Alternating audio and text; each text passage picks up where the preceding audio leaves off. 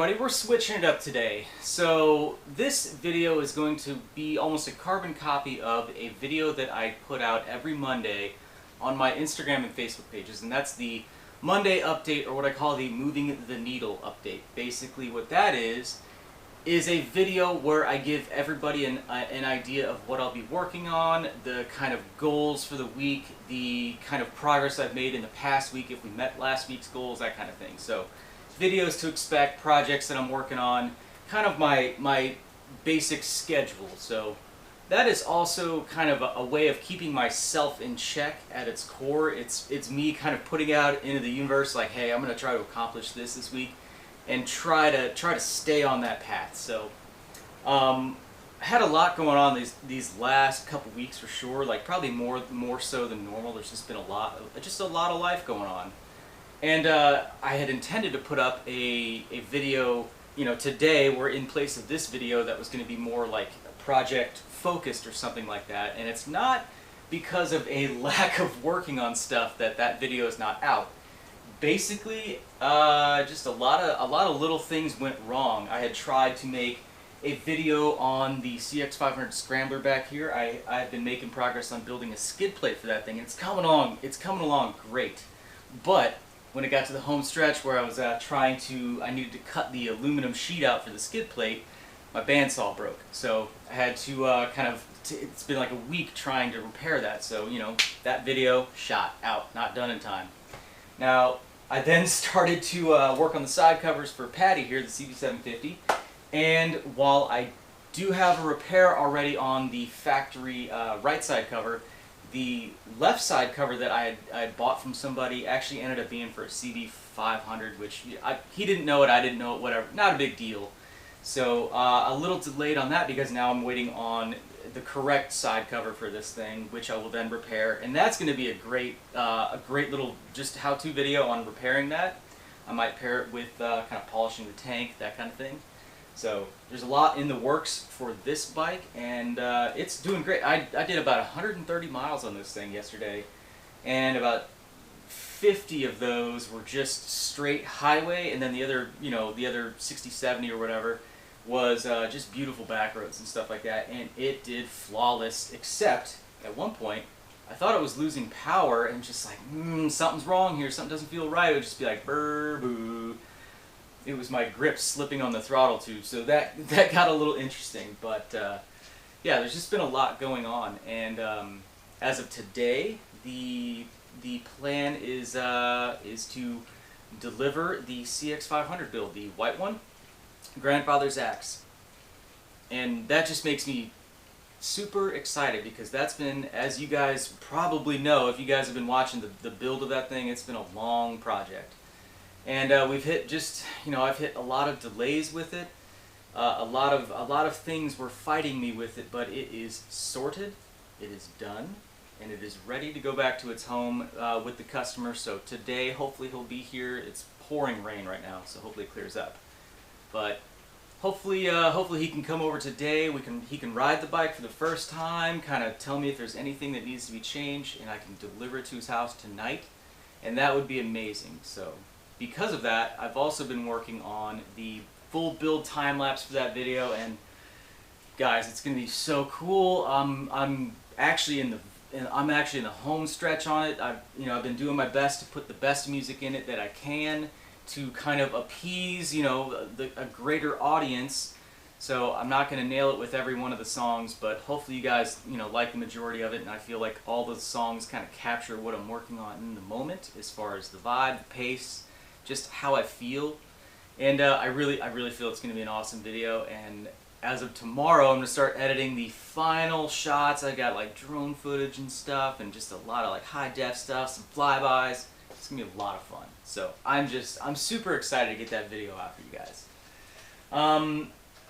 Other stuff. Let's see. I've got this XV700 Virago in here. This is just a service job, and it's got some Hitachi carbs on it, and it had a block pilot circuit. So kind of just dragging this thing in here, fixing it for a guy. Hopefully get it back to him again today. So a lot going on. I've mentioned the CX500 Scrambler. That thing's making progress.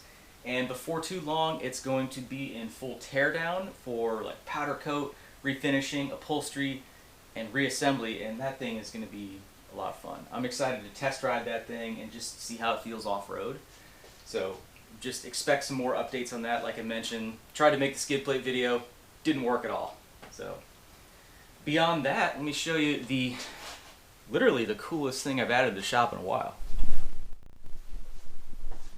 Now, I have been saving and trying to make this happen for a while. Every time I try to, every time I can accumulate, a little bit of money, I try to reinvest it in the shop. And the last thing I did was the lathe. So this time, AC. Oh my gosh, guys, game changer. It gets hot in here. This place is well insulated. And I work out here every day. And right now it's summertime. It's June 26th technically. But yeah, it gets hot in here and it becomes miserable working out here, and I need to be able to keep my tools from rusting and keep my sanity. So that is awesome. We have AC, and then back behind me, there used to be a heater right there. So this AC unit has heat built in, which is great, which means I was able to get rid of that thing, and that makes a lot more space for me, like swinging my ladder around and stuff like that. So helps with kind of a flow throughout the shop, as well as what's on the shelf behind it. You'd have to work around that, and just made it a little bit difficult. But now that that's out of the way, it's cleaner up here. I just touched up the paint, and then we have the AC with heat built in. I don't know how the heat's going to work, but it's going to be better than nothing. So we have climate control in the shop. It's very comfortable now, so I'm super happy about that. I'm not going to bore you guys with AC talk, but man, it's a big deal for me. I've been wanting AC in here for like 3 years. And yeah, it's a big deal. Got to change the camera angle because we're professionals here. We do things right. So in other news, we have the NWT affiliation. So myself and Al from Kilt Bushido Builds, we've been selling some NWT products like the X21, the regulator rectifiers, solenoids, stuff like that. So I have made like, there was probably 6 or 7 videos that were kind of on subject with those products and stuff like that. And it's not my goal to bombard you guys with product information, but those videos are crucial for the customers or like the people who are interested in that stuff. So apologies if you guys got tired of that, but I got to run a business here, and again, information has never been more important, especially with what we're trying to do as far as providing the best information that we can and the best customer service that we can. So those videos are crucial to help those who need it. So anyway, from here out, you're going to be seeing definitely just all motorcycle centric stuff. And then if there's new products, not if, but when there's new products, you will see videos on those, and there's going to be like install guides and just general overview videos and stuff like that. So when those are mixed in, know that that's just me. I get those things out there, and then those go up on my website, and it's just information. Just once you get it out there, it's done, and it can be referenced there out. Now, I have another build. I know I've mentioned this thing 100 times, but just stuff keeps getting delayed. But the XS400 build, Wanda, that really, people were really excited about that one. It's coming back, so as soon as like the white CX is gone, I might be able to bring that thing back in and start tinkering with it. We need to build an electronics tray and start laying out all of the gear on it. And that one's going to get an X21 you guys haven't seen yet, as well as all of the NWT products. So that's going to be a good product showcase bike, and that's going to be just a very fun, budget-centric, like budget-focused, kind of DIY in the garage. Nothing super fancy on it.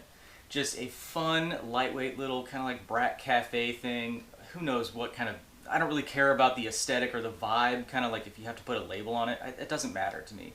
Just a fun custom bike. And then pairing with that, I do have another like quick custom build that I'm doing. This is me, we're talking quick, so 6 years. But I got a quick little custom build that will be in here, and I'm going to do another X21 install on it, and that'll be like a specific kind of install video, which will be good because I've done the test rig one, which is helpful, but people do appreciate when you can showcase the product actually on a motorcycle and show the actual functionality thereof. Oh, let's see. I know a lot of you guys are always asking about the CBX and stuff like that, and again, just being eternally delayed. It's just been, you know, I haven't been able to get to it. But again, I really just, I know it's a priority. I know I just need to go ahead and get those cases vapor honed, get the cases and engine painted and assembled, and then from there we can turn our attention to the chassis, which I feel won't take that long. The hardest part of that one is probably going to be hardware refinishing, because that's going to have to be like zinc plated. And what I'm thinking is that I want to try to set up my own zinc plating in the shop, because I may not be able to do like a bucket of all the stuff at once and then organize it afterwards. Like, ugh, that sounds like a big challenge to me. So I don't know, we'll see. But that is something I'd be interested in, because that just sounds like fun, honestly. Oh, what else we got? What else do we got? Okay, so I just remembered, I'm always watching Marketplace and trying to do my best not to buy all of the cheap bikes that I find, but there was a local motorcycle business, a shop that's been around a long time. The owner had passed, and his wife they've been working on selling everything. And so I've been buying, I don't want to say like a substantial amount, but I've been buying quite a bit of like NOS old Honda parts. So like, you know, timing chain guides and some side covers and stuff like that, like still in the packages. And my plan is to make a I guess used or old or bike specific parts section on my website. I'll probably also make an eBay store. I'm just trying to avoid all of the extra fees, because you know it's got to be worth my time to do.